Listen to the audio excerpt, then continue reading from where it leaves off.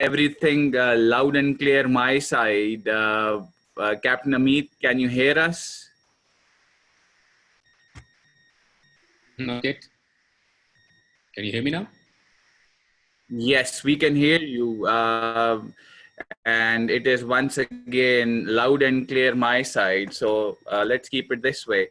I hope you have your kitty bag ready for the discussion that we intend to generate today. I'm all set. Is there a lag in the voice? Perfect. Yes, I can hear you loud and clear at every front.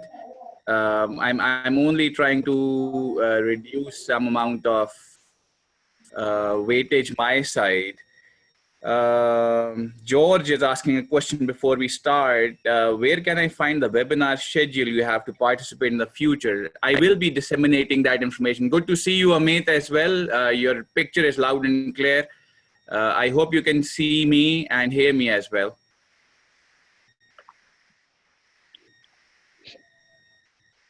Is that to me? Yes, Amit, I hope you can hear me and see me loud and clear. All good, all clear, loud and clear. All loud and clear this side.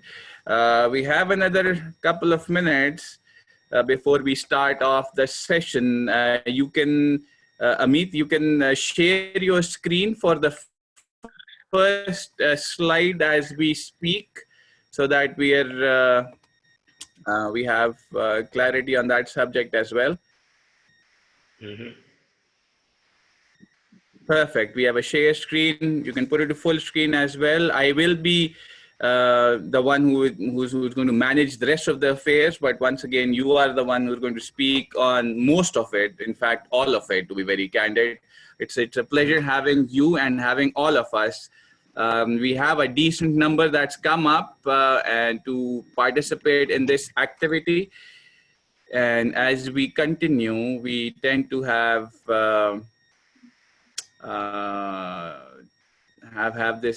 this conversation as we speak. Just hold on, I need to take a telephone call and I'll be right with you.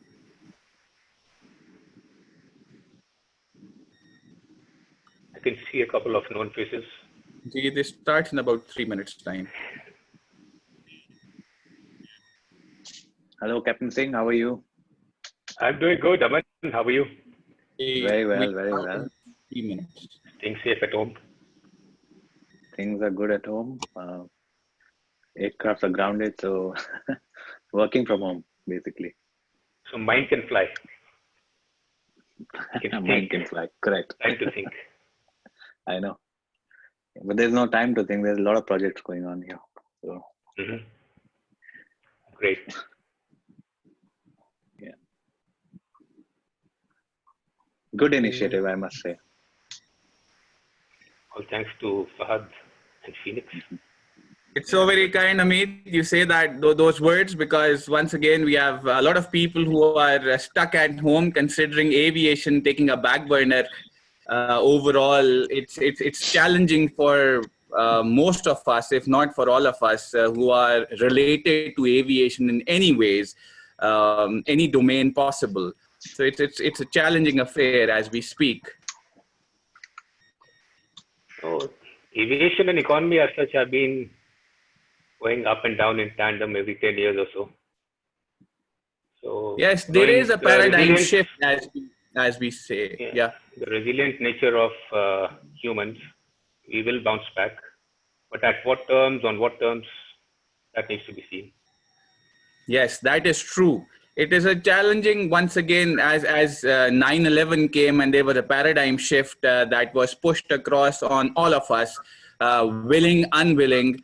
And this time around, we will again be having these issues that will be challenging for all of us. And I personally feel that it's going to be another year at least once the time frame goes back to the new normal of aviation. So it is going to be challenging as we speak. But rest assured, let's start off as we speak and people keep walking in, and because for all those who are here on time, I wouldn't really be wanting them to wait. For everyone who is here, I welcome all of you. A few rules of the game before I introduce the speaker today. First of all, kindly mute your mics once you join in. If you have already joined, that will help us understand the speaker better. So for all of us who are here, and obviously we have a few participants who have joined in already, kindly mute your mics as we continue this discussion. Overall, I would say that we have a decent group here. I would introduce once again Captain Amit Singh. He has been there, done that in aviation with about 14,000 hours, give or take a few, on both Airbus and Boeing as we speak. Presently, he's working with an airline in the Middle East. He's been there on the risk management and safety side of aviation, starting from Air India to Indigo Air and a few others. He's been instrumental in generating papers across the globe. He's presented documents related to the subject matter today, which is cognitive lockup. I'll be coming back to this in a little while. Erroneous performance calculations, inattentional blindness during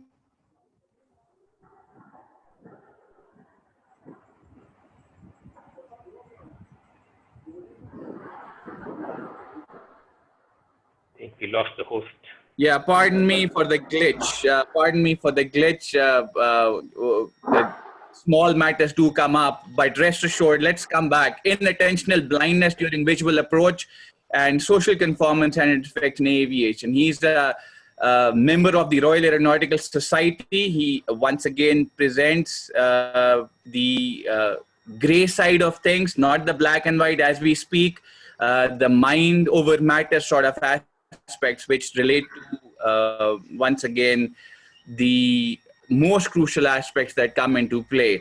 The subject matter, as you can see on your screens as well, cognitive lockup as we speak, relates to approaches, unstable approaches very specifically. There are a lot of other domains that come into play, a lot of other factors that result in one unstable approach.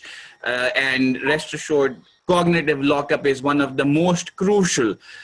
With this, I will hand the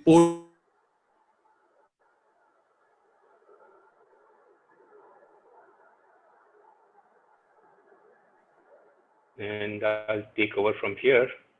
Yes, Amit, I will hand you over the whole thing. Yes. I'm off. Thank you, Fahad. Thank you, Phoenix Aviation and Fahad. Fahad is a motivational speaker and a very gracious host. And it is his initiative, and he has been after me. And so here I am. Thank you very much again, Fahad. The topic for today is cognitive lockup. And I see a number of participants here who are aviators, pilots, and some may be non-pilots amongst the aviation group. So for the ease of understanding of everybody, I'll try to manage the presentation going back and forth. And firstly, I'd like to welcome everybody. I hope everybody is safe and keeping well, keeping indoors. As you know, aviation has to deal with risks. It is always a balance between the output and safety. So any of these two becomes overbearing, it has a consequence on the either production or the safety side. Now, there's a lot of talk about engineering aspects in safety. We have engineering controls, we have newer aircrafts, new technology, and new barriers in aviation, which enhance safety. But ultimately, it is till date the human who is the master. And when the human is the master, the brain is at the controls. We would like to say brain is at the control, but there's another thing called mind, which physically does not exist. So these two play a very important role in every incident, accident that we have seen. So leaving the technical aspects aside, let's see what this cognitive lockup is about and what is the role during the final approach and especially unstable approaches. In this presentation, I'll go through cognition, what is cognitive lockup, the definition, the various phases of flight, the factors which affect cognitive lockup. There'll be a small video clip, and just as a reminder, you might have to adjust the volumes of your headset earphones, might just come into loud. Two studies which have been done on cognitive lockup and conclusion. So cognition, as we all know, is a combination of perception, thinking, learning, and memory. Perception can be different, depends on the person who's looking at the image or visualizing. If you see the left image in black and white, it can be perceived as a granny and old woman, and as a young lady too, looking the other way. It is a feather in the cap. So it is how you look at it, how you perceive through your senses. Thinking is how much time you ponder. Humans tend to think most of the time. The real decision making and brain work is very less because we have a lot of set rules called heuristics. We apply these set rules on the situations. Learning is a continuous process, and we learn from everywhere. I have learned, in fact, from the very junior co-pilots who have questioned me on the basics. That got me to thinking that back to the basics is a must nowadays.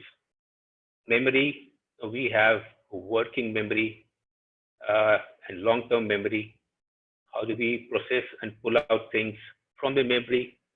And it is good for situational awareness so that we know our environment, where we are, where we want to go. So putting all these together, cognition is basically helping us in making a good decision, informed decision. Now, where does this switch come from? Every day we have multiple tasks. We do not multitask, but we prioritize tasks. So that is a misnomer that we multitask. And when we are doing a task, we cannot simultaneously concentrate on two tasks. We prioritize one over the other.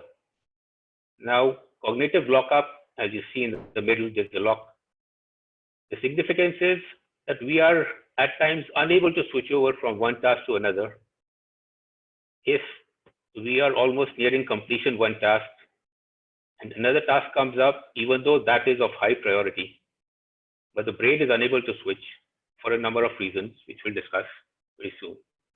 Keeping it very simple, day-to-day example, you can imagine yourself watching television, sitting on your couch, you're watching a game or a show, nearing the end, and somebody comes in, your mother, wife, or girlfriend, honey, need to wash the dishes.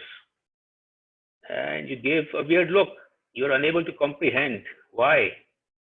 So in simple terms, you're unable to switch tasks because you are at a very crucial juncture. Even though the other thing may be important, but you are unable to switch tasks. That is the cognitive lockup, simplistic put. Definition-wise, it's the same. It may occur in situations in which a person's attention is captured by one task so that another task with even higher priority is disregarded. Now we see the different phases of flight and the percentage of accidents, incidents, fatalities which have occurred. We are basically looking at the approach side, wherein the maximum fatalities and accidents happen in the final approach phase.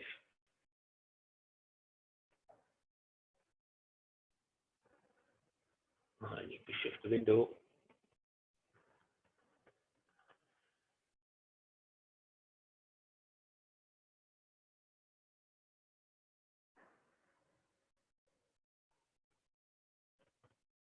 I understand we have minor glitches in technology as we speak. So, Yeah.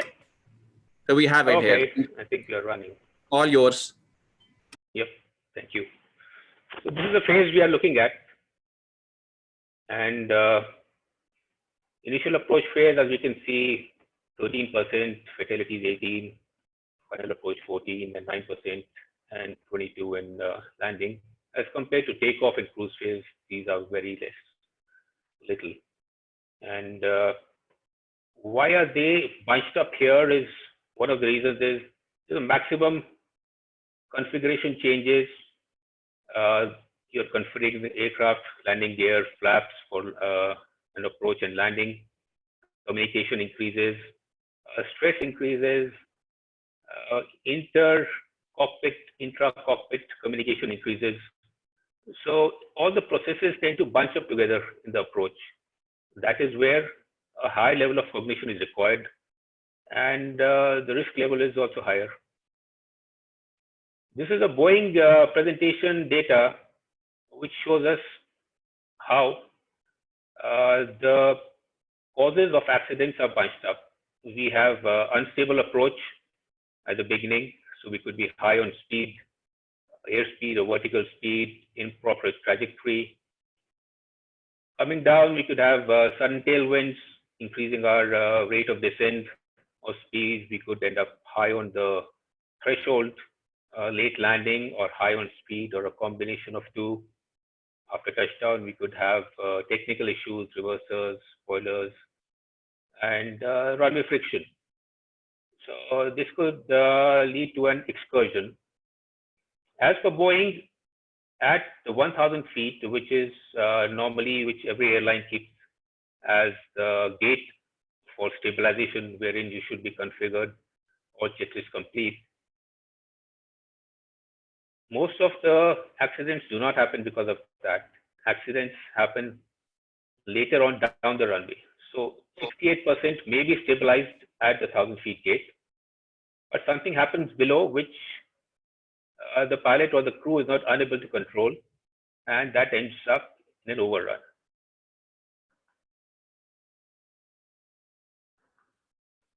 Now, the factors affecting cognition lockup, first and foremost, is a very interesting one.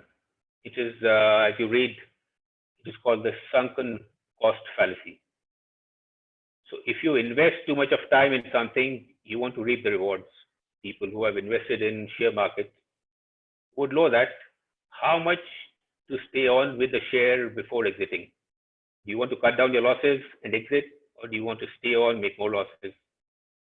So it always hurts to let go, but it is better to let go and bear more losses. Otherwise, in aviation concept, it is better to go around, switch tasks, and come back, try another approach, a better approach. Second is the task allocated. Now, everybody is driven by the policy. You have company policy, SOPs, so you have certain tasks allocated. You are obligated to complete the tasks.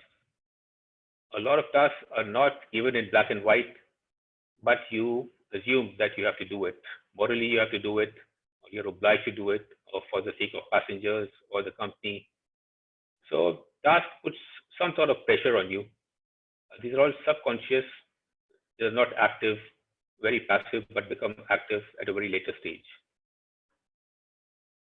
Next, we have, everybody's got these fancy gadgets nowadays, measuring the blood pressure and the pulse, oxygen. So it is time and task pressure. So as the time required is less, available to you is less, the pressure starts increasing. Once you are closer to the runway, and if you are required to switch a task, it is difficult for you to do so because of cognitive lockup.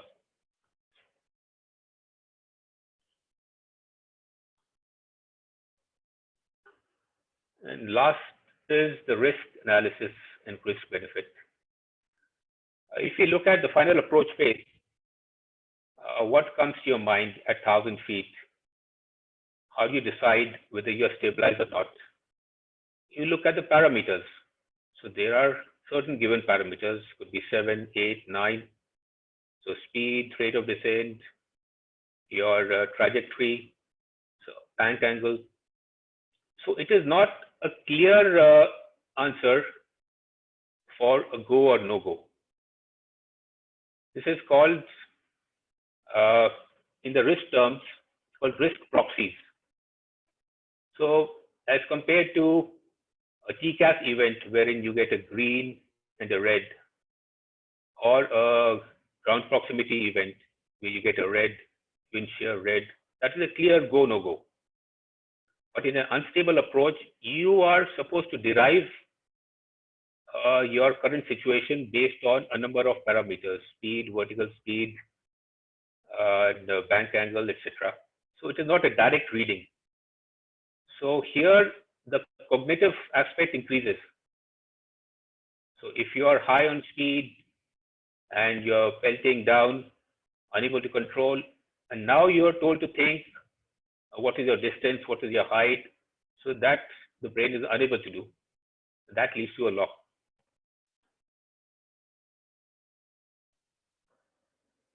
So these are the four aspects: sunken cost fallacy, task completion, time and task pressure, and risk perception.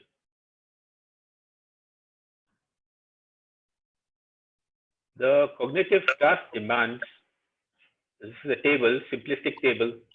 On the top, we have the task performance period, which is divided into short, less than 5 minutes, medium, 5 to 20, and long, more than 20. On the left, we have the three factors: time occupied, information processing, and task switching. So if you look at the first one, wherein all three are low, there is no issue because you can switch tasks, there is no pressure on you. The moment one becomes high, then your vigilance needs to increase. And the third, when two factors or more become high, that is when cognitive lockup sets in. So this is what you need to take care in training as well as in your situational awareness, that you don't bunch up things together, that it is difficult to manage. You have to space out things. That is one of the prime reasons why you have a number of incidents, including the takeoff incidents, like wrong runway, taking off from the taxiway, entering without permission, runway incursion, because we tend to bunch up things towards the last, a lot of actions together, communication. So that is where when we miss out things. So we are overloading basically. In the three-dimensional, we have the underload at the bottom when everything is low, overload at the top when everything is high, and then we move from left to right, from vigilance to a cognitive lockup. This is Eastern Airlines 401 accident in Everglades, Lockheed, 1972. Everybody would have seen it. Short clip. Please adjust your volumes, and it is about a minute or so. See if you can put that light out. No, you got to push the switch just a little bit further forward. Now turn it to the right a little bit. No, I don't think it's going to fit. Hey, get down there and see if that damn nose wheel's down. Okay. You got a handkerchief or something so I can get a little better grip on this? Anything I can do with? This damn thing just won't come out, Doug. If I had a pair of pliers, I could cushion it with that. Everyone is absorbed by the crisis, so they don't hear the audio alert announcing a change in altitude. I'll give you the pliers. To hell with this. Go down and see if that red line is lined up down there. Don't screw around with that 20-cent piece of light equipment. Eastern 401. I'll go out west just a little further if we can. So this is when things go wrong and ends up here. So when you are too occupied in doing something, and at least one person should be paying attention to who's flying the aircraft and the trajectory. One of the studies which was conducted on cognitive lockup, this one, the equipment is an Airbus 320 simulator, 2 experienced pilots flying. And the scenario is that nearing the destination, close to the top of descent, there is a lot of weather, You need to circumnavigate. The weather is moving towards the destination. So both the pilots are busy discussing in good CRM concepts, the threat error management, way to deviate, how much you deviate, what if the weather moves towards a destination, what if the visibility drops, what are the alternate, different strategies. So they continue further down, and at this stage, the instructor from behind introduces an engine failure during descent. So thrust is idle, engine failure is introduced. So engine failure takes place, and no one notices it. After some time, they notice it, but they still continue with the circumnavigation. Once they are on track, clear of weather, they come back to the malfunction, deal with the malfunction. So what we see here is at some stage, there was a cognitive lockup wherein they gave priority to maneuvering the aircraft over the engine failure. So if you look at the graph, at 0 and 1, the system malfunction was introduced at 1 minute. X-axis is the time, Y is the executed goal.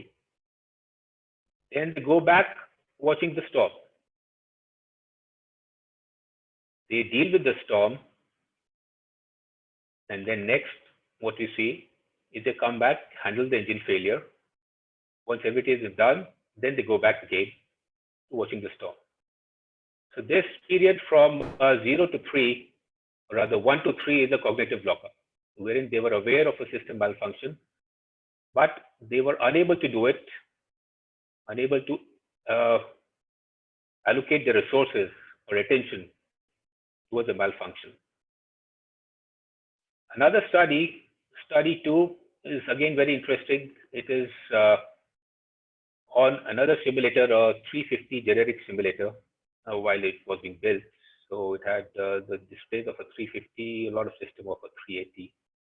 And here they try to find out, does cognitive lockup depend on the situation they are in, or it depends on the person, experience level, or both? To do this experiment, conduct this experiment, they had a scenario wherein the flight crew were conducting or flying a star for runway 14. Now, at some stage, the autopilots failed, autopilot 1 and 2. Later on, there was a change of runway. And now you need to revise the FMS, rebrief everything, and carry out the approach. So that was a control situation. Now in the experiment, the same failures happened, 2 autopilots and change of runway, but at a later stage, closer to the runway. So let's see how did it go.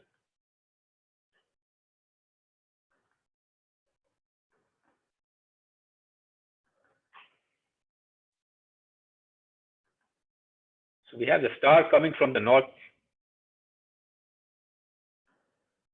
and before the waypoint T-Nox is a control. Scenario 0 is a control situation, ideal situation wherein you have the second autopilot failure and a runway change later on. In the experiment, the red one, scenario 1, the autopilot fails, and after sonar, we have a scenario 1 change of runway.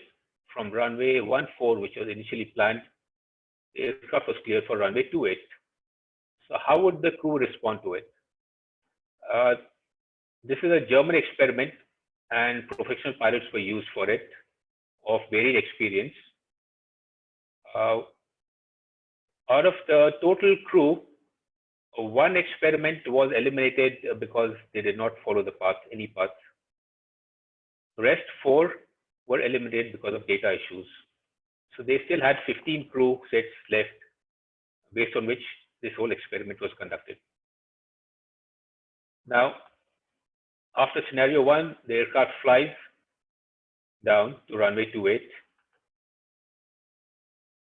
So next, we want to see and judge how did cognitive lockup play up in this. was there or not. So the result was, or the discussion conclusion was, that the crew in scenario 1 who were closer to the runway when the runway change happened deviated from the prescribed track or the star, because they were manually flying, as compared to the control experiment. If you see on the top left, the blue is a control experiment and red is the scenario 1 where there is a change. Now the difference is, what we can see is a deviation from the track. So that is on account of cognitive lockout, wherein the pilots are unable to switch or pay as much attention to the higher priority. So a deviation from your intended track can have consequences. So the pilots need to be aware of it. First thing is awareness, and second thing, when you're two crew, one person has to know where the aircraft is flying. That is the basic. Now, in conclusion, I can safely say that pilots, when approaching the destination, have invested a lot of time in the task. So typically, when you have invested more than 80% of your time, that is when cognitive lockout is more likely to happen, which is the case when you're on a final approach. On the final approach, if the runway is straight ahead, you are more likely to land than initiate a go-round. It all depends on the training and the habit formation. Risk analysis point of view, of course, at 1,000 feet, if you're an IMC, you are basing your decision is based basically on the numbers on the dials you see or the instrument display. From there, you have to infer the state of the aircraft. Is it undesirable state, or we are safe to continue? If not, we have to switch tasks. If we come under the pressure, time pressure, task pressure, and it could be a back of your mind about you're thinking about the passengers, the fuel. So all these will tend to put pressure on you, and which will lead to a cognitive lockout. Pilots will continue with the first task, that of landing at the destination despite being unstable as the approach, or when performing a long landing. A go-round can be conducted any time of the approach, even after touchdown, so long your reverser is not deployed. Now, what prevents the pilot from going around is the cognitive lockout, as far as the non-technical part is concerned. There's a lot of hesitation. Even if you are floating, there's a hesitation. This has been seen in other fields. I can give an example of the ships. You have a ship deck. An experiment was conducted on the ship deck, wherein there was a small fire on the ship deck and a big fire in the engine room. So the crew were busy in the first event of extinguishing the small fire in the deck, and the engine fire in the engine room, which would have crippled the ship. So that was done later when this was first one was extinguished. Another experiment, non-aviation, deals with another fire extinguishing scenario. You have two fires, but both the fires require different agents to extinguish.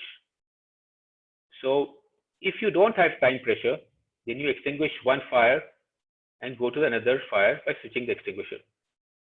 But if you're under time pressure, there is all likelihood that you will try to extinguish the other fire with the same fire extinguisher. So this is also a part of cognitive lockout.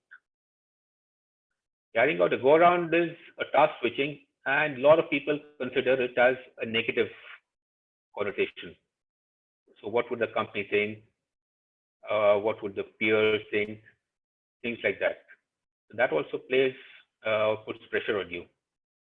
Training and habit formation, first and foremost, and whenever you are in the red zone wherein you're not able to think, you should be able to call out, or the other person assisting you should be able to determine that you are locked out physically, from your physiological aspects, your breathing, your retina scanning, how you're behaving, are you frozen? So these are things wherein the training can intervene and help, where a lot of areas like the pilot monitoring role is important. pilot monitoring, there's a BA study, the French investigator study, which shows the pilot monitoring in a high stress situation of a go around, they're not able to focus where to look. So they have to give critical call outs. So they're not able to focus where to look. So that comes from regular training and disciplined use of task sharing. That is my conclusion. And again, I'll leave you with another short clip. I hope it plays well. It is an interesting one.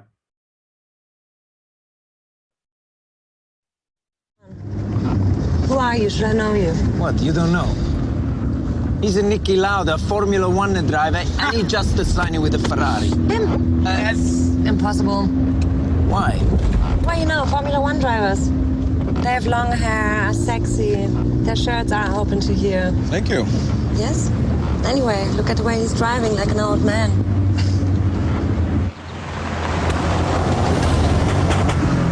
There's no need to drive fast. Just increases the percentage of risk. We're not in a hurry. I'm not being paid. Right now, with zero incentive or reward, why would I drive fast? Because I'm asking you to.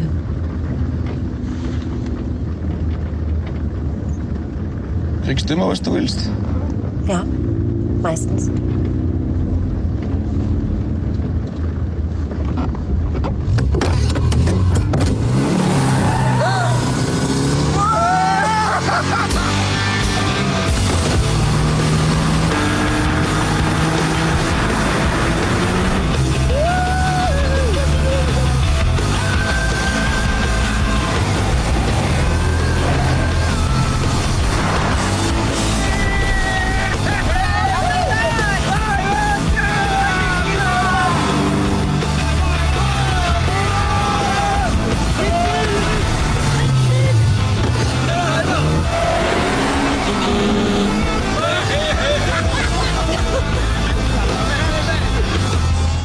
Thank you very much for listening in. I have a paper written on cognitive lockup. If you search it, my blog is mindflight.blog.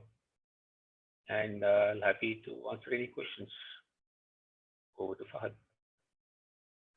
So very kind, Amit. It's always a pleasure to have a word with you. And once again, with all the expertise that you carry and the experience that you have, I believe that's a lot of value.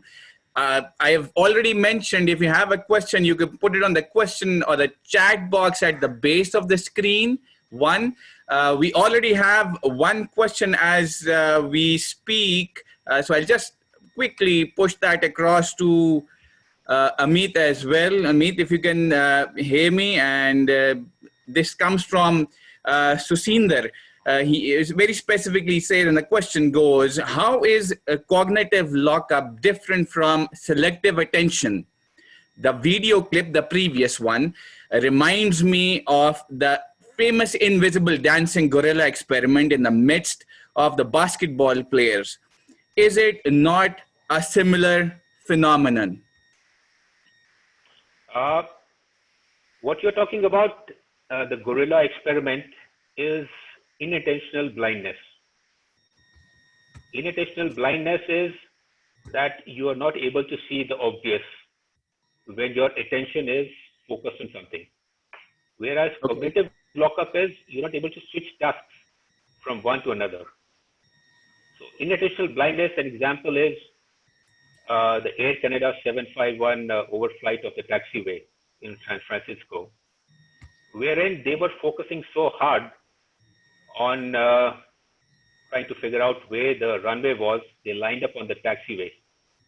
And other factors, confirmation bias also played, but their main focus was on the runway, where to touch down, that they did not see the big 747s and 777s, almost 1,000 people.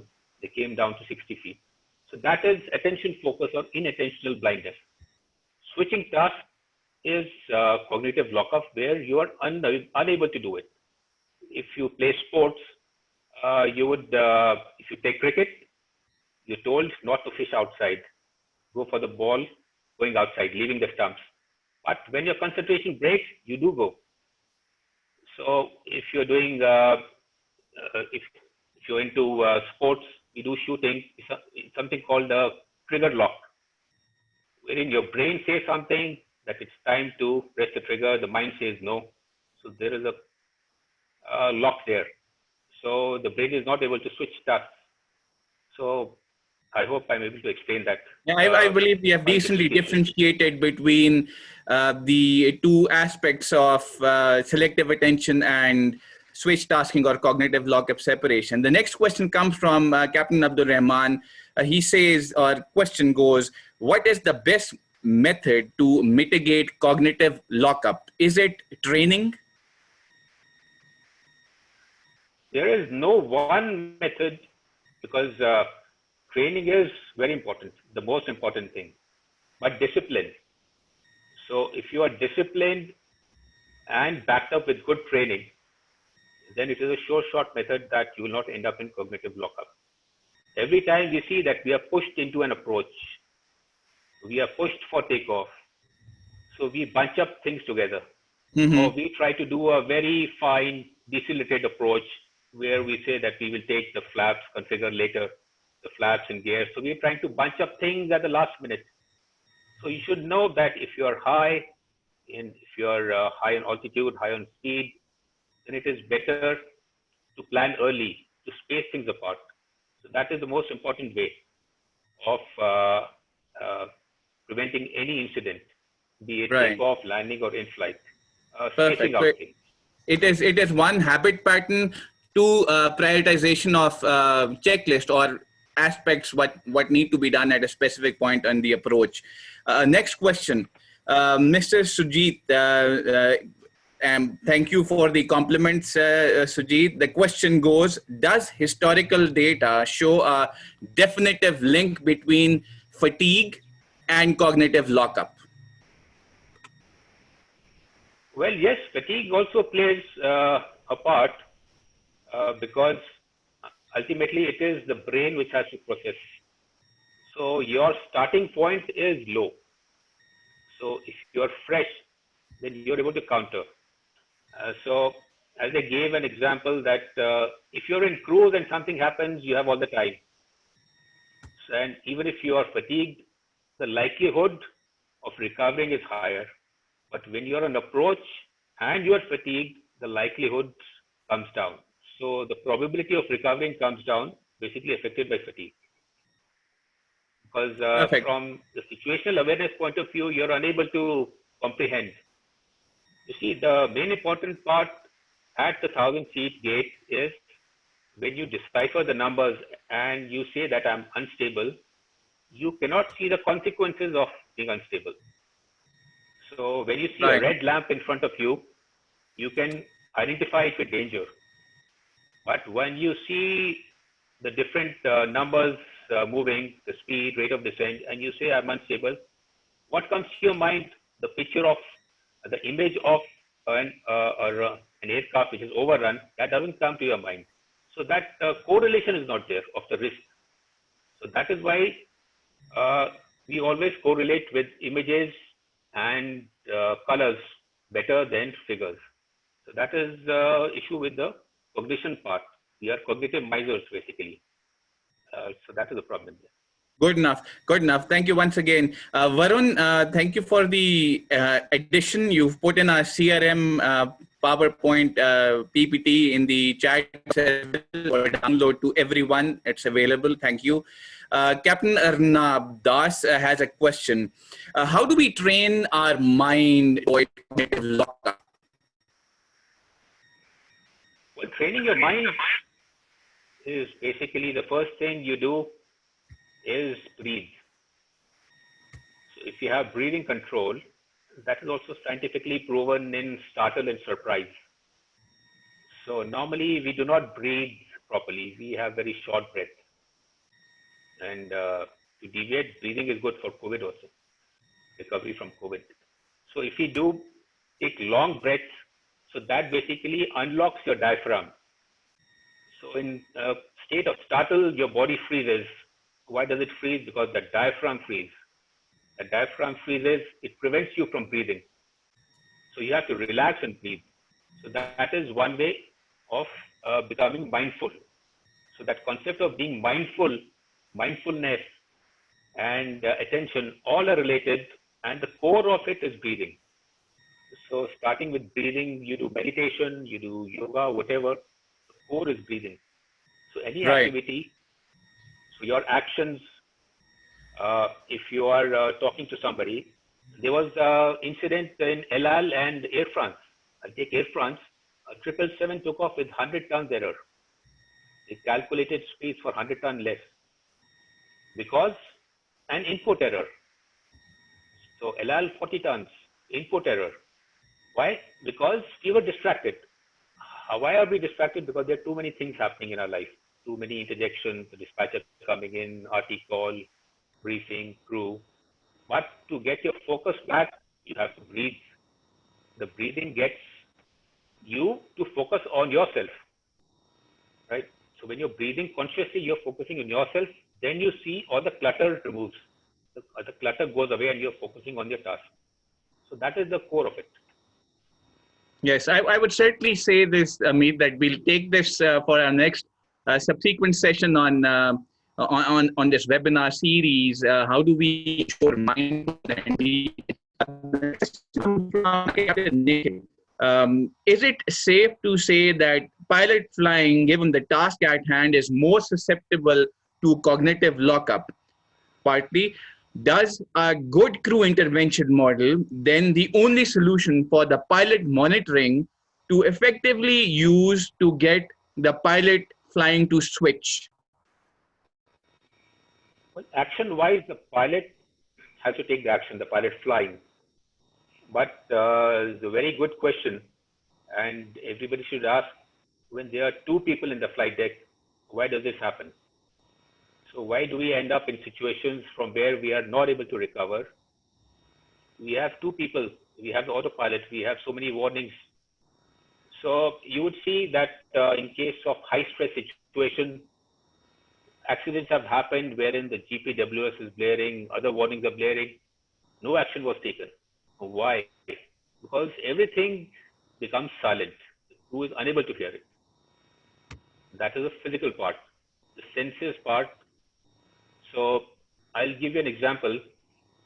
If you're walking with your friend or your child, the child tells you, I want to solve this problem, 2 + 2, say 4. Okay. So you still continue to walk at a fast pace. Now you get a difficult problem. 10 into 16, okay, 160. Even more difficult problem. So as the difficulty increases, you would notice the speed of your walking, the pace reduces. And it reduces to a point wherein you stand and start pondering, let me think about it. So why did you stop? You did not stop consciously. But the brain diverts your attention towards a topic and it shuts down other areas so that you can focus on that. All the attention is diverted to that. So that is happening subconsciously. You're not aware of it. So when you're under pressure, the brain is shutting down other regions so that you can focus on something. So when you are too much focused, then you are unable to switch tasks because you're not able to comprehend the risks associated with it. Pilot flying, as I again said, is supported by the pilot monitoring. But if you see your books, if you ask the OEM, where is the pilot monitoring supposed to look? What parameters, specific parameters is supposed to call for a takeoff, for an approach, for a go-round? Basic few are given. But when you carry out a go-round, both the crew, they're frozen. Or when even the pilot monitoring, he sees that you're in a difficult situation, very tight situation, then his attention starts narrowing down. Again, all his other cognitive functions are shutting down. So he becomes speech recessive. He's not unable to call out. So these are the cognitive areas wherein you have to space yourself. The pilot monitoring has to give you an advance warning before you end up in a situation wherein both are, what do I say, in a deficit of cognition. Right. Perfect. Once again, thanks for the answer. I believe this thing also relates to a book written by Tony Kern by the name of Redefining Airmanship as well as flight discipline. It also speaks a lot on these two aspects of pilot flying and pilot monitoring. And his opinion, pilot monitoring is more important. But your point of view is also correct that there is no specific job guide or a checklist where it mentions where would be the pilot monitoring looking at critical phases of flight once we're closer to the ground, either on takeoff, dirty configuration, or landings. Thanks a lot for that. that. If I may say so, yeah, please. I'd like to add something. If you see the pilot monitoring role defined in the books, it is a very strange thing that a pilot flying is supposed to be the more experienced person, right? High number of hours, more responsibility, and he has SOP task sharing defined, supposed to do a regular task on approach. But the pilot monitoring is given even bigger responsibility, which means he's supposed to monitor his instruments, the secondary instruments, and he's supposed to monitor the pilot flying also. So his physiology also he's supposed to monitor, and what's inside his head also he's supposed to monitor. So expecting that from a junior person or a non-experienced person is asking for too much. Agreed. So it is very generic that you monitor your instruments, you monitor others' instruments, other person's mind. So that is a difficult task in hand. Point taken. Okay, next question from Mr. Masood that comes, and the question is, greater the cognitive intelligence, lesser the chances of cognitive lockup. If true, how quickly to build cognitive intelligence in aviators? Greater the cognitive intelligence, as in it comprises of, as I said in the beginning, cognition is your risk perception, how you perceive risk. So that depends from individual to individual. So, and how much is your exposure? So that we see in startle effect. If you get startled by a sudden noise or a gong or a bell, if you're exposed to it, then the startle effect reduces. So if a gun goes off, so you will be startled. But if you ask a military person, will he be startled? No, because he is used to it. So that is cognition therapy. CBT, cognition behavior therapy. You are slowly introduced to the thing that you fear the most. So slowly you become more comfortable to it. So your perception is the thing which is totally specific to you. Other thing is the learning aspect, your knowledge level, because short-term memory and long-term memory. If you're in cruise, something happens, you can pull it out from your long-term memory.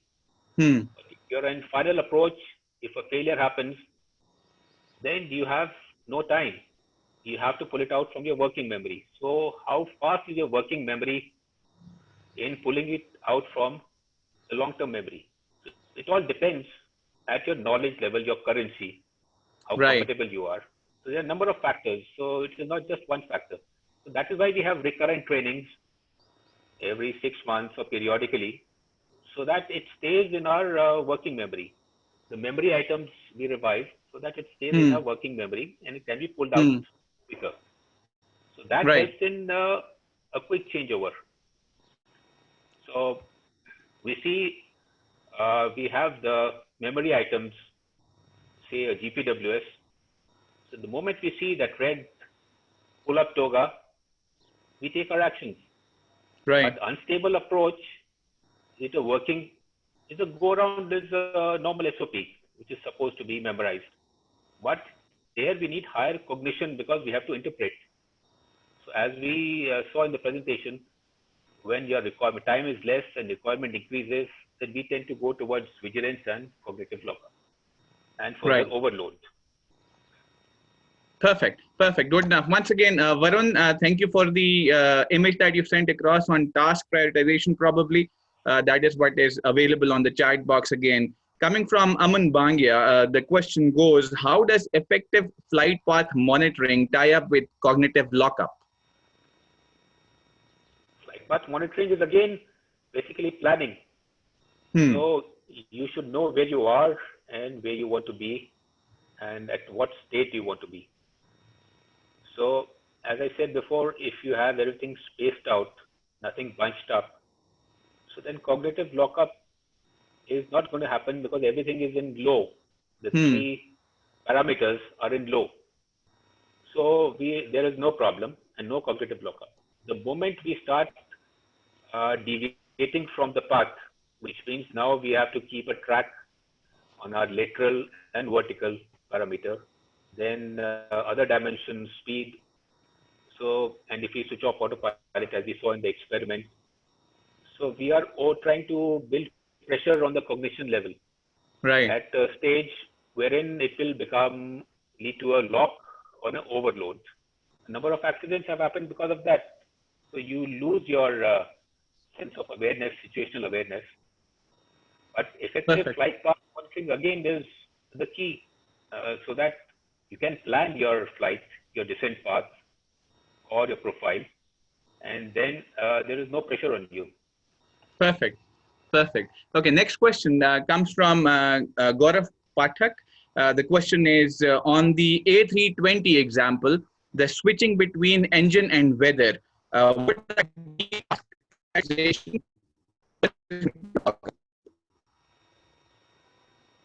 I lost you out on the last part. I'll rephrase the question. It comes from Gaurav Pathak, and the question is on the A320 example, the switching between engine and weather.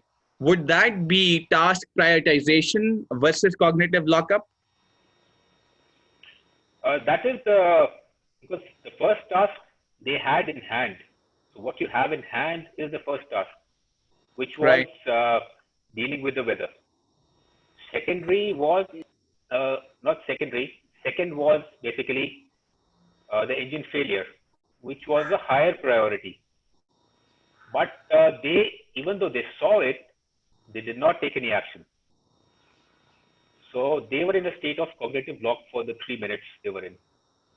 Perfect. They want to finish off with the first task, which is in hand, rather than what we call more priority. This comes to something called, also related is Zeigarnik effect. Now, Zeigarnik was a psychologist who observed that in a restaurant, when you go, you have the waiters taking orders, and they memorize the orders, and at the end of it, they presented the bill. You pay the bill and go. So what used to happen and what he observed is, so long you haven't paid the bill, they had the entire order in the memory. Imagine they were serving so many people, they had the entire order in the memory. The moment you paid the bill and closed it, it was forgotten. So there is a tendency in humans, in the brain, that unfinished tasks are not forgotten. They keep lingering in your brain and coming back again and again. That is a Zeigarnik effect. So this is also something which is unfinished troubles you. So you want to get it over with, even though the other thing is more important. Right. We're coming to 5 minutes to closure, and we would like to take in a few points of view of people who have come across. Once again, let's start off from Javier Cecilia. Thank you once again. Happy landing. Stay safe. You as well. Captain Arnab Das, will there be a replay of this session available? Yes, this will be available on the Phoenix Aviation Safety YouTube page, as well as the LinkedIn hyperlink as well. So you can pick it up from there. Other than that, who else do we have here? We have a few follow-ups as well. We would certainly like to push this follow-up question to the website or the LinkedIn page, where this one specific hyperlink will be available. And obviously, discussion is key, where we want to learn the maximum. And that is where, or disagreement is where maximum learning takes place. So once again, Captain Abdul Rahman, thank you for the question. I'll push this onto the website as well. We have Antonio Diaz. He specifically says, great input towards risk perception. Anticipation is key in order to mitigate the threats that would lead to cognitive lockup. I completely agree, and I believe we've talked at length on both. before we culminate, I would just like to say that it is once again an honor and a privilege to host Captain Amit. We would certainly like to take this into the subsequent webinars as well. For example, the most important is risk perception or risk analysis vis-a-vis cognitive lockup. Where do we take this aspect? Because as we all know, we can mitigate risks to the maximum possible, but never zero them, as we say. But rest assured, this is where we would be going in the next few weeks as we flow through. Mindfulness is another aspect that I would love to speak on with Captain Amit. And once again, everyone who is here, I believe, who are also very much interested in how do we enable breathing control to ensure that we have maximum performance enhancement in human beings, especially in case of both the pilot flying and the pilot monitoring. But once again, thank you for everyone who is here. We have had a total of about 45 odd participants, grand total coming and going. I understand difference in timings makes it a long way to go. I would certainly bring in Glenn Jones, a CEO of Phoenix Aviation Safety Australia, to come in and say a few words to Captain Amit, as well as for the people who have generated value by asking valid questions. Over to you, Glenn. Thanks, Fahad, and thank you very much, Captain Amit, for delivering this session this evening, my time. It's about 5 hours earlier where you are. Fantastic session, and it certainly explains some of the things I've come across during my career as a pilot. Sometimes I haven't quite been to the stage of cognitive lockup, but I was certainly fixated on a few things, and it does come with experience. I think when you get to the point where you can actually allocate your resources, your mental resources, a lot better to cope with the problem. Thanks to Fahad for running the session tonight. And also, last but not least, thanks very much for the participants that have joined us. It doesn't happen without your attendance. Please keep an eye on the Phoenix Aviation Safety LinkedIn site, the website as well. And as Fahad has corrected me, the recordings will be on the YouTube site. I'd forgotten we'd done that, but thanks again, everybody. A very worthwhile session. I'll be staying on for a second or so too. Thanks again. Thank you, Glenn. Once again, culminations, and thank you once again, Captain Amit, for your time. For everyone else, stay safe, stay home. That's the only way we enable ourselves to move out of this pandemic situation. But rest assured, risk management remains primary. I sign off by saying, hasta la vista. Take care. Thank you very much. Thank you.